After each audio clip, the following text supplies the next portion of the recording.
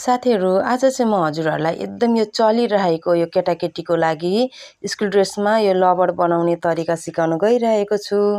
त्यसको लागि चाहिँ हामीलाई सुरुमा चाहिँ एउटा 1 बित्ता जति रिबन अथवा 6 इन्च जति भनौँ, अनि त्यसपछि लबर र सियो धागो, रिबन काट्नको लागि कैँची चाहियो।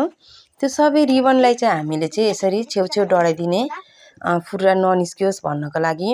त्यसपछि अलिकति खप्ट्याएर बीच भागमा बनाउने, मजाले आधी 1 इन्च जति खप्टाउने। त्यसपछि चाहिँ सियो धागोले मजाले हामीले साधारण टाँका लगाए जस्तो मजाले सिलाइदिने। त्यसरी सिलाइसकेपछि अर्को टुक्रालाई पनि त्यसरी नै खप्ट्याएर बराबरी बनाउने, ताकि चारैवटा फुर्का चाहिँ हाम्रो बराबर देखियोस् भनेर। त्यसलाई पनि धागो नचुट्याइकन त्यसमै सिलाइदिने। त्यसरी सिलाइसकेपछि चाहिँ हामीले तानेर त्यसलाई खुम्चाइदिने।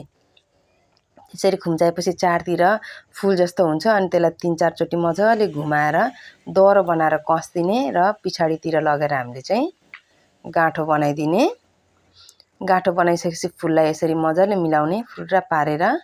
त्यसपछि हामीसँग यही रङको लबर भयो अझै राम्रो, मसँग चाहिँ थिएन साथीहरू, त्यही भएर मैले चाहिँ अलिकति डिफ्रेन्ट कलरको लबरमा हो त्यसरी टाँसिदिएको छु।